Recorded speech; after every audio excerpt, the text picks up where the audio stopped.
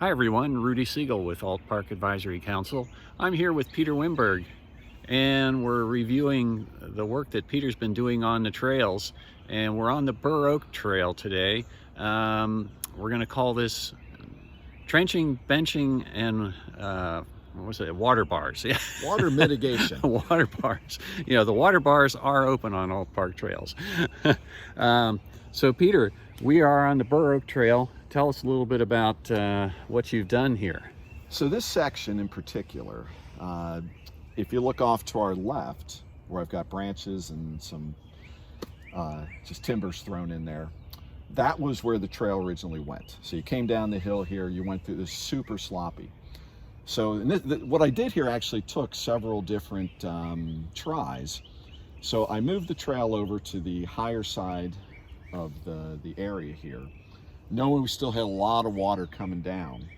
So originally I just had the trail going straight through. I played that out for a few weeks. We had some pretty heavy rain and it was as sloppy here as it was down there. So then I came back and I said, okay, what am I going to do here? So I thought, okay, the water's coming down this hill, not going to stop that. So I ended up digging these series of trenches and actually building these soil, you know, almost like steps through here. Yeah, you can see there's like a swale up here that collects the water, and you can just see with the curve of the trail, it just pours right in there. Right down here. Yeah. We're not going to stop that. Yeah. You know, we're not going to stop that water flow, so we have to just work with it. So by isolating these areas, almost like huge stepping stones made out of soil, we're moving the water down below where we're walking and then letting it shoot through these little canals into what was that sloppy area anyway. The other issue we still have on most of these areas that I work on, as soon as I disturb the soil, it's soft again, okay? Yeah. You know, years of walking on most of the other trails, it's all packed down, you know, great walking surface for the most part. So once I disturb it, I've got that issue where it's soft. So then I go and I find, which isn't hard to do, the natural resource back here, being leaves and bark. So a lot of leaves I can throw on here. I've also found if I find some sections of bark, and I know people just lay them down in the wet areas, which works for a while, but it's really not great. I actually make mulch out of the bark. Yeah. I use my shovel, I chop it up. I even find there's some great rotted logs over here I brought over.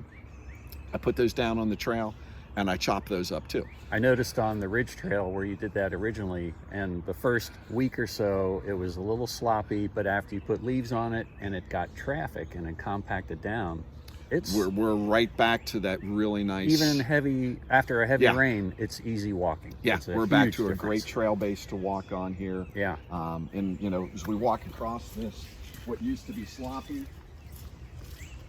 now we can just go really straight across it.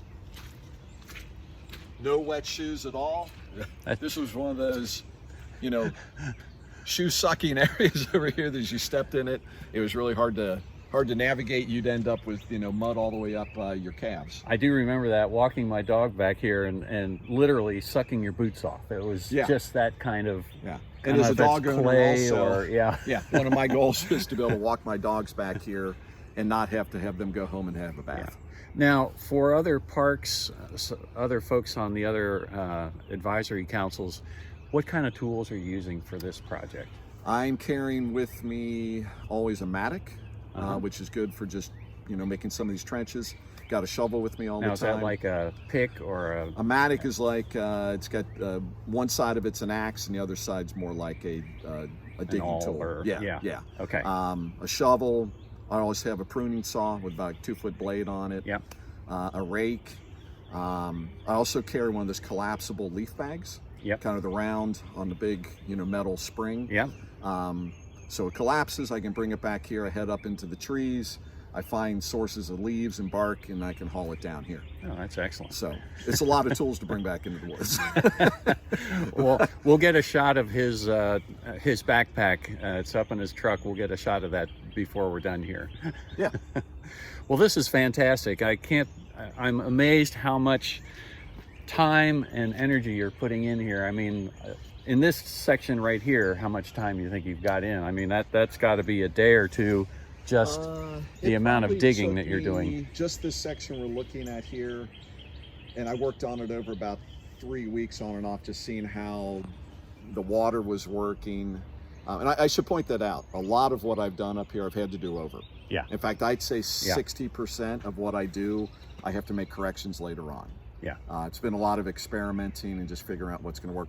But honestly, if I started this and went at it nonstop, it was probably 2/3 of a day. So 6 hours, something like that, 7, 8, somewhere in there, 6, 7 hours altogether for this section here. On any given trail like the Bur Oak from one end to the other, if I went at it nonstop, probably a week's worth of work. Yeah. If I was 40 hours on it or something. Well, this has made a huge difference. It's converted a trail that's virtually unwalkable in the rain into something that you can walk anytime. So this is tremendous amount of work, and I can't tell you how much we all appreciate what you're doing here. I'm having fun up in the woods. We'll come back again and do some other trails. This is about trenching. We'll look at benching at some point, and some water bars in the future. So thanks all for watching. Bye-bye.